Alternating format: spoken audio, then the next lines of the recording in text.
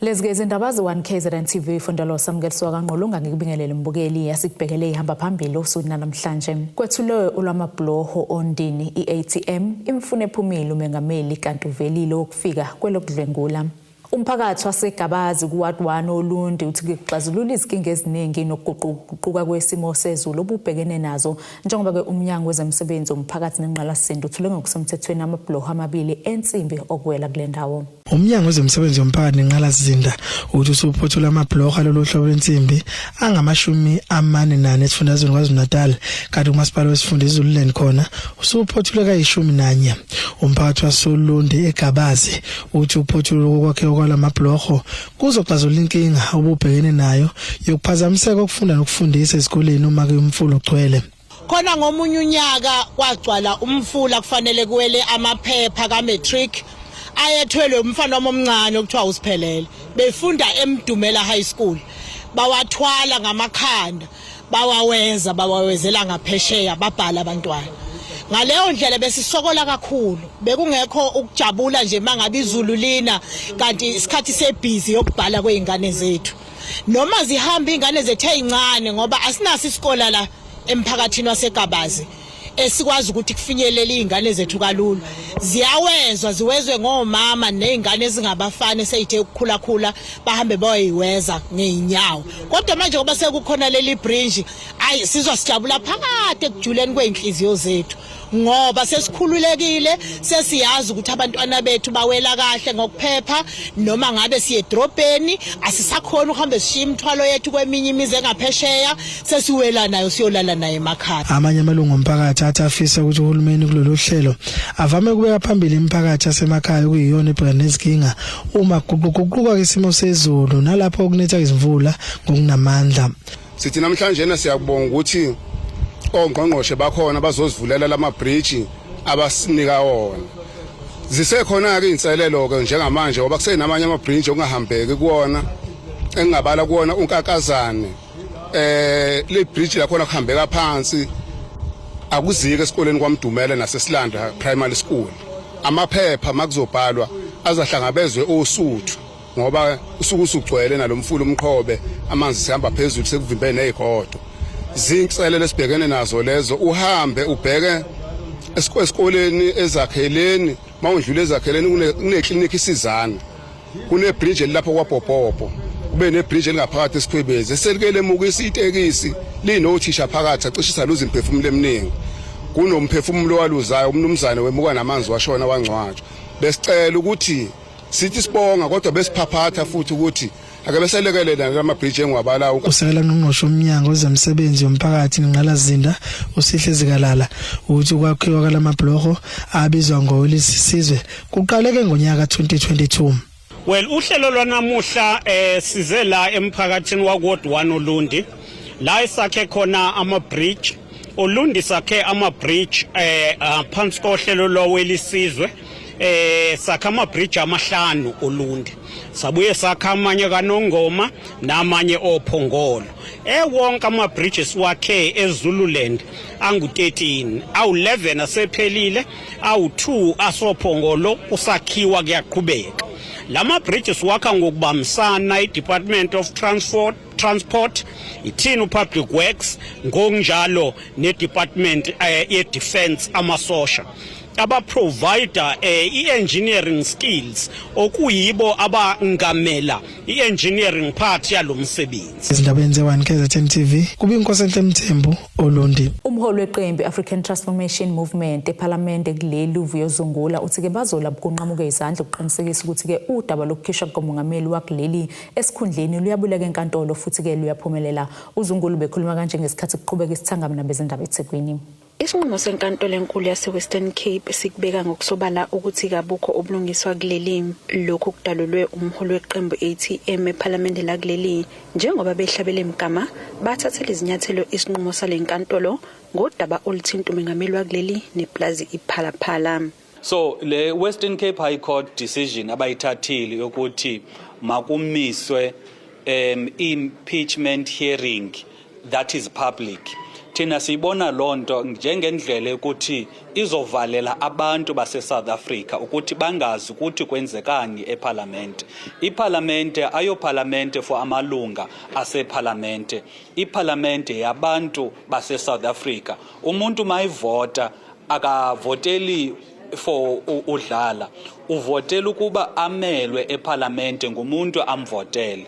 So thina sinento esikholwa yiyona ukuthi inkantolo iye yaphosana okanye yamosha usection 59 of the Constitution mayisithi ama-impeachment proceedings makanzeke but enzeke only in private. Sekungumlando ukuthi le nkantolo ngeledlule yakhipha izivimbelo esinqanda ukusebenza kwekomiti laseParliamente eliqhuba uhlelo lokukhipha umengameli wakuleli Cyril Ramaphosa.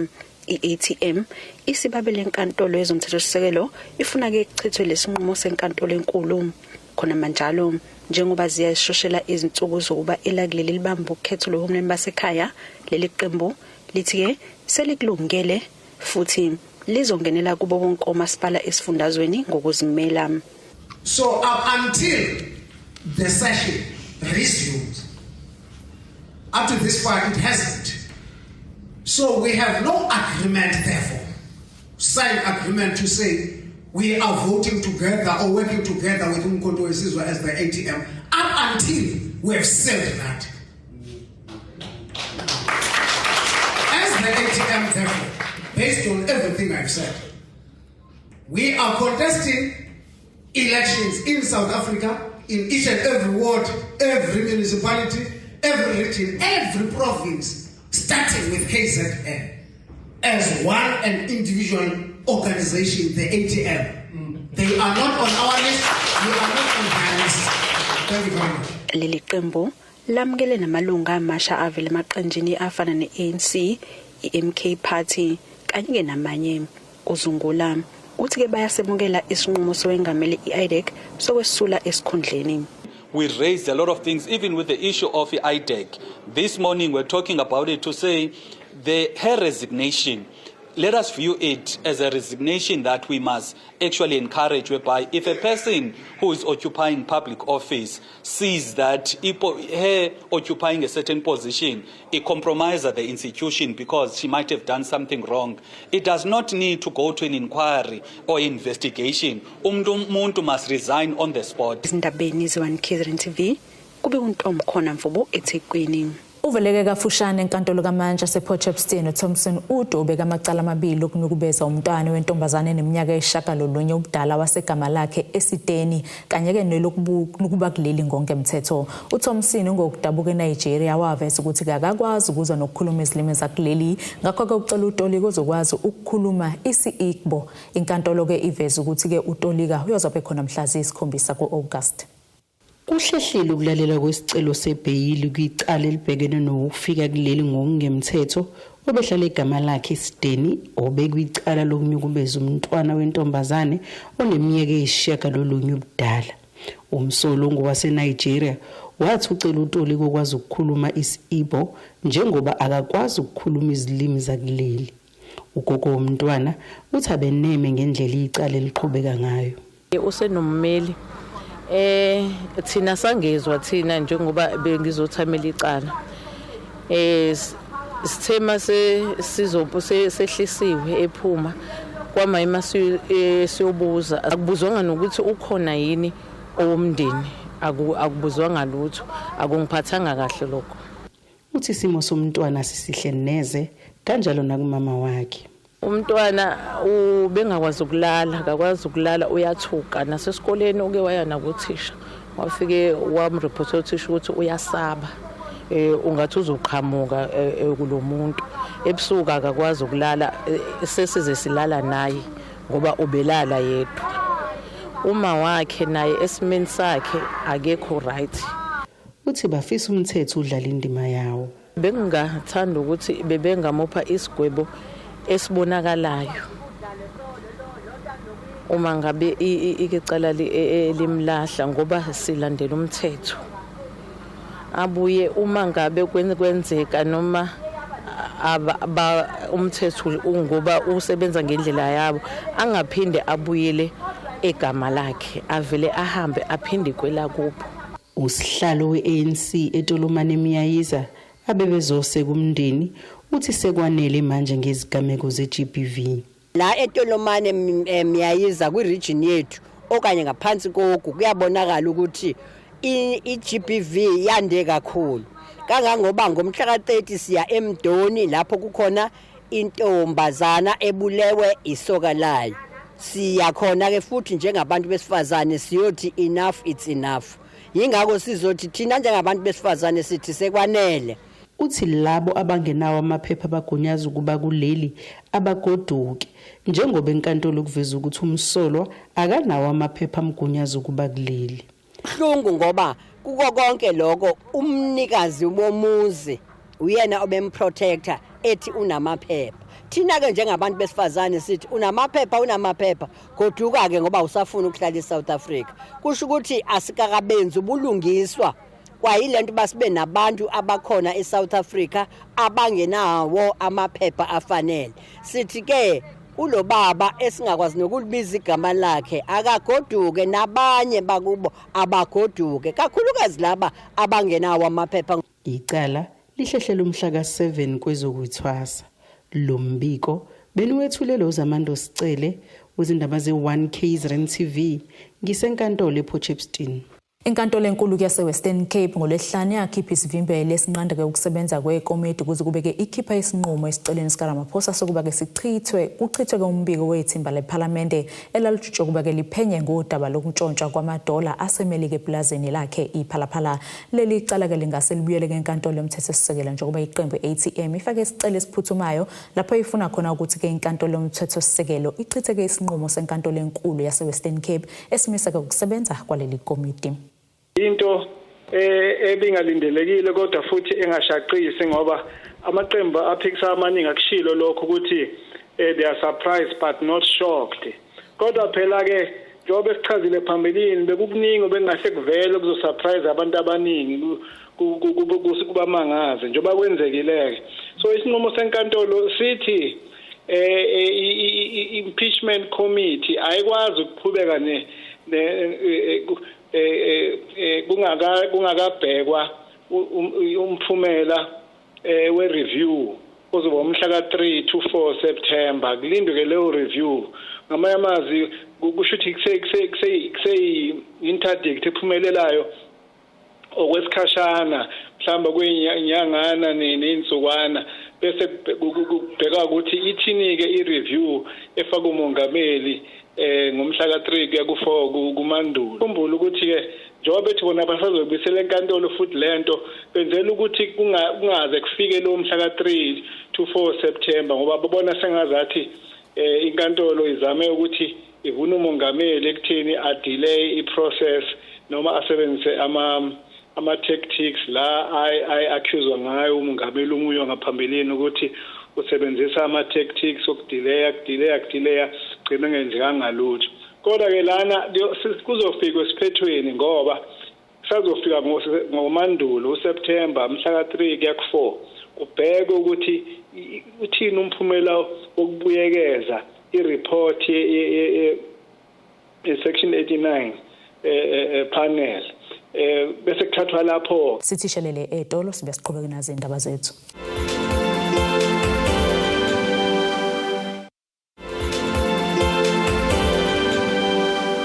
Asikwamukele mbukeli ke ubukela indaba ze1 KZN TV nazi kuyizona ehamba phambili losona namhlanje.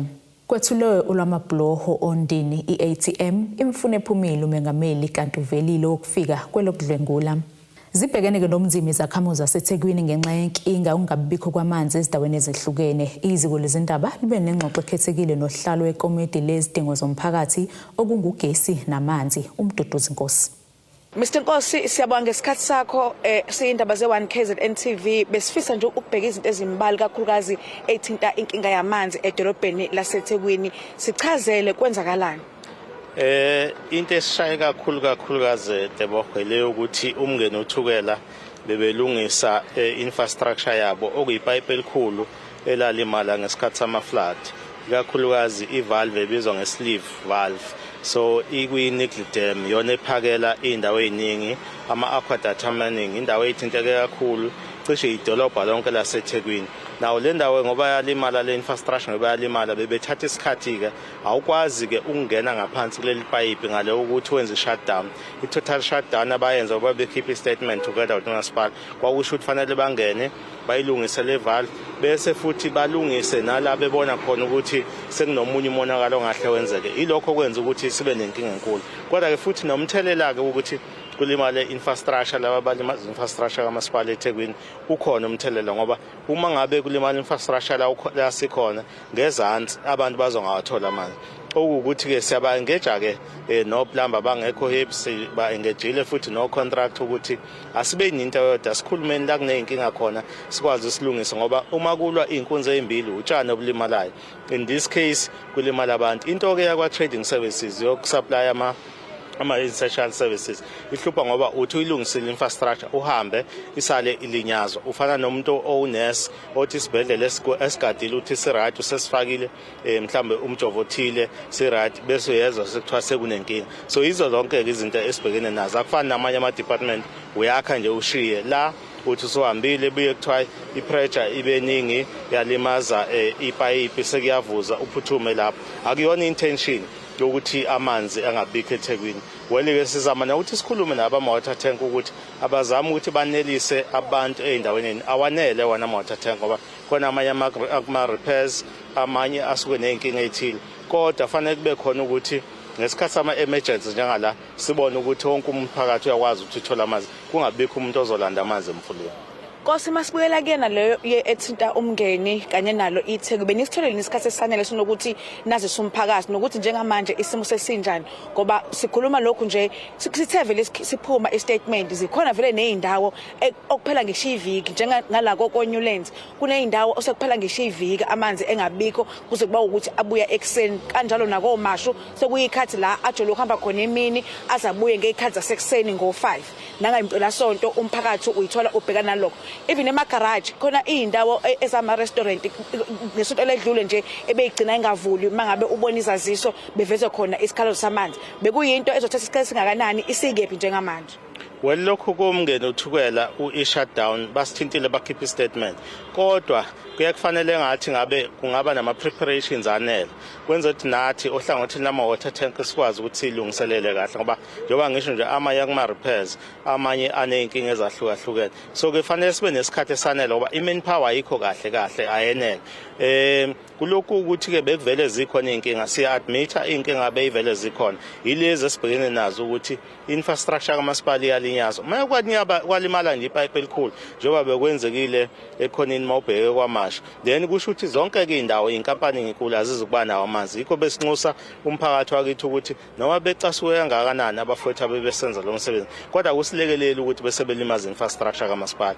Ukuxhumana-ke nokuthi siriphothe ngendlela efanele sihlale sigcizelele kuma-officials zethu ngoba abantu bakithi baya-understand iy'nkinga kodwa fanele sibatshele in time ukuthi amanzi azongabikho yiluphi uhlelo esizolwenza ukuthi niba namanzi bekwazi ukuyilungiselela. I think lento ye-communication fanele sizame ukuthi siyigcizelele kuma-officials zethu ukuze abantu bakithi bengayitholi be-stranded. Nkosi ongusihlalo wekomiti lezidingo zomphakathi bekade sikhulumisana naye esichazela ngenkinga yamanzi ekhona edolobheni laseThekwini nguTebogo Sibisi wezindaba ze-1 KZN TV ku-Channel 261. Ungqongqoshe wezomsebenzi womphakathi nenqalasinde esifundazweni KwaZulu-Natal uMartin Meyer wethuleke ngokusemthethweni usonkontileka uzokwakha isikole samabanga aphansi iWoodland Primary School eMgungundlovu emva kokunqanyulwa kwenkontileka nokuye kwabambezela ukuqala ukwakhiwa kwalesi sikole. Ekhuluma-ke nethimba lezindaba uMeyer unquma umphakathi ngokungacikeli phansi isikole njengoba kumile ukwakhiwa kwaso kulindele ukudle u43 million ukuphothulwa kwalesi sikole. Kulindeleke ukuthi kudle u43 million wesigidi zamarandi ukuphothulwa kwalesi sikole samabanga aphansi Woodlands Primary esemgungundlovu emva kokunqanyulwa kwenkontileka ngenxa yezinkinga zokukhokhelwa kwakhe. Ungqongqoshe wemsebenzi womphakathi enqalasizinda uMartin Meyer uthi abekho abazophazamisa ukwakhiwa lesikole njengoba besebenzisana kahle nosomabhizinisi bendawo. From them, and the community takes ownership, and we've said from the start, if we want to stop construction mafia, it starts with the community. And if the community takes ownership of a project, then we don't have problems with construction mafia because the community will make sure that this is protected. And also, we've already engaged with councillor and with the local community and the business forum on the 30%, the amount of work that must be given to the local communities. And also, we're very happy to announce, as was in this presentation, that the EPWP workers here will benefit from the new approach to EPWP. So there will be a skills transfer for people that come and work in the EPWP positions, and that's also helping it. So I am not, and it is now more than a year that we've had no issues with construction mafia on our sites across the province. That is another record we aim to maintain, and that we're going to do with the very close relationship we have with the local business forum. That's a legal business forum. They don't do funny stuff. They work with us in a good way, with the councillor and with the local community. And let me use this opportunity to thank the community of Woodlands. They looked after the site while it was standing empty. There's been zero vandalism here, and that shows the commitment of the people of Woodlands, and that's why we look forward to working with them. Emva kokunqanyulwa kwenkontileka nenkampani yaphambilini kube nophenyo olunzulu oluveza ukuthi ayikho imali ecekelwe phansi njengoba akhokhelwa yonke imali yomsebenzi ayesewenzile. Work that was here was paid for. So there was no money lost or wasted in this. So we asked for a forensic investigation that I tasked the department and the forensic investigators to do. Investigation was done, and it was found that no one was guilty of any dereliction or of any crimes. It was purely a matter of non-payment from the part of the from our client department to us, and then from us to the contractor. And those matters, as we have reported before, has now been fixed. $1 million that we have to spend now, which obviously takes this a bit higher than what the original amount was. But we have to remember that because of a 2 years delay, there's some work that has to be done to now prepare the site again. And also the world's changed in the last 2 years. Uthishanhloko walesi sikole uzwakalisa ukujabula okukhulu ukuthi ekugcineni kuyaqhubeka ukwakhiwa kwalesi sikole emva kweminyaka emibili kanjalo nekhansela lendawo lithi imfundo ibalekile emphakathini likushayela ihlombe ukuqhubeka kwakhiwe lesi sikole. I'd like to say thank you very much to you because you have now entrusted the Department of Works with ensuring that this is a priority project to the community of Woodlands and the Woodlands Primary School community. I'd like to say this is a day that we have dreamt of, and we are hopeful that this project will be completed. 3 to 4 years, as MEC has been talking about. We're not going to delay too much on the past, but we're going to look forward. I always say that there's many things wrong with our country, but there's also a lot of things that are right with our country. And today is testament that obviously when departments and when stakeholders collaborate for the benefits of education and for the benefit of our kids, we will always win. KZN will win and Woodlands Primary School will win. And ukwakhiwa kwalesi sikole kwaqala ngonyaka 2022 kwaze kwamiswa ngonyaka 2024 njoba sekuqhubeka kabusha inkontileka entsha. Ezindabeni ze KZN TV bekuThabani Maphumulo eMkungundlovu. Ungqongqoshe womnyango wezemidlalo amasiko namaciko esifundazweni KwaZulu-Natal uthi-ke kuyingxenye kahulumeni ukugqugquzela imfundo entsheni lokhu kuveze ngenkathi kuzovula ngokusemthethweni umtapo wolwazi obizwa ngekwamdakane library ngaphansi komasipala eDannhauser. Ungqongqoshe womnyango wezemidlalo amasiko kanye namaciko uMntomuhle Khawula uthi bazophendula izifiso zomphakathi zokuba kusebenza umtapo wolwazi. Sijabule kakhulu namhlanje ngoba sizela sizo-account kubaqashi bethu. I-accounting yethu ke ukuthi sizosho njengoba sithunyiwe ukuthi yini esithunywe sabuya nayo. Sizothi ke kumphakathi waseDannhauser sihamba nobaba umeya uHadebe, sihamba nobaba umeya wedistrict uMthembu, namakhansela nenkosi yendawo, befundisi, izikole, othisha. Nanku ke umsebenzi owenziwe uhulumeni. Namhlanje udlulisela ngokusemthethweni kumasipala waseDannhauser ukuba kuvuleke izicapha zokufunda, kuvuleke the doors of learning are open here. Kuzosizakala izikole, kuzosizakala abafundi abafunda kuma tertiary institutions, kuzosizakala othisha, kuzosizakala umphakathi. Ngakho sithi lo msebenzi ngokusemthethweni namhlanje usungowabo. Imeya kamasipala Majuba uThembelihle Mthembu uthi kuzosizakala kakhulu abantu basezindaweni zasemakhaya. Ngifisa ukudlulisa amazwi okubonga kuMEC uKhawula ukusilethela ilibrary. Konke ama-library esengeke ngawabona lokungazala ubaba nomama. Ngiyaqala ukubona ilibrary enhle kangaka enezinga eliphezulu kangaka le technology la khona umphakathi wasemakhaya eDannhauser uzokwazi ukuza lapha e-library uzothola usizo nanoma uliphi usizo olufunayo weda i-internet weda ukufunda konke bazokuthola lapha le-library enhle kangaka.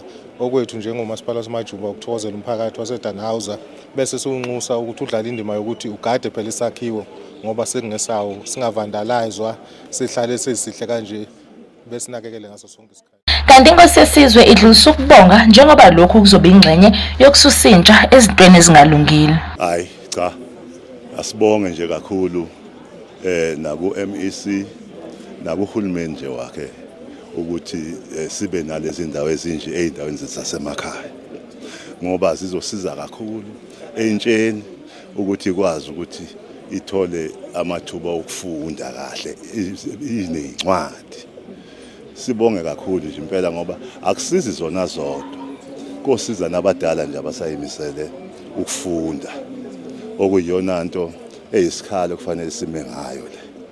Sikubonga nje kakhulu ukuthi umsebenzi ke kahulumeni siyawubona ke nokuthi ke siyawukhomba ke manje sithi nanku nomasipala ngeke simshiye ngaphandle. Khona manje imeya yamasipala eDannhauser icela ukuba lesakhiwo siphathwe njengezikhali zamantungwa. Kodwa ke sibongela umphakathi waseDannhauser uMadannhauser namaphethelo ukuthi sizathola indawo la uzokhona khona ukuya na ufuna into ye-internet usondele ingane ziyosizakala. Siubongela kakhulu ke siyacela ke nomphakathi ukuthi uyibheke i-library as i-library singeyomphakathi njengoba namhlanje bazoyihanda over ku-Dannhauser municipality, so iDannhauser izobe sibheke yona i-library umphakathi ke yaseDannhauser namaphethelo sengathi ngasilekelela ukuthi siyilondoloze i-library yethu nezizukulwane esizakale. Kube kuthola kahle izindaba ze1KZN TV eDannhauser. Siphinde futhi sishishelele eTolo sibesiqhubeke nazo indaba zethu.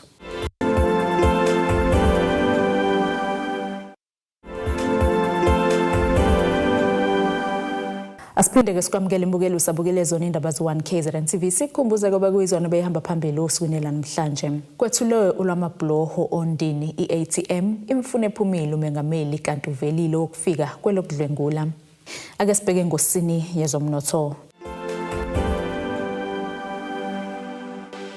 Irandi lakulelo 16.72 cent emaqhathisweni edola semelika libe 22.29 cent emaqhathisweni nepondo waseBritain libe 19.5 cent emaqhathisweni neeuro. Igolide lona u4098.51 cent ounce, uolongahluziwe wona u$96.78 umphongolo. Ake sibheke ngosini yezemidlalo. Umqeqeshi uPeter Mosimane akakubonike ukubatshazwayo ngezinga ebafana ebekwe kulona Hugo Bruce ophelelwe ngenkontileka yokucija iqembu lesizwe. uMosimane ungomunye kwabaqeqeshi abafake isicelo sokuvala isikhala sika Bruce osafuna ukunika umsebenzi inhlangano eyengameleke ibhola eMzansi South African Football Association. uBruce ke ufake bafana kwi-last 32 kwindebe yomhlaba okokuqala ke emlandweni webhola laseMzansi. Ngaphambi kwalokho ke wabuya nendondo yethusi kwi-Africa Cup of Nations ngo-2023. Nakuba ke isafi ngabadalulanga amagama abaqeqeshi abafake isicelo sokuvala isikhala salomqeqeshi waseBelgium, kodwa ke kuvela ukuthi ke uthungathwa ngisho phesheya kwezilwandle. Nasike isimo sezulu esingalindeleka.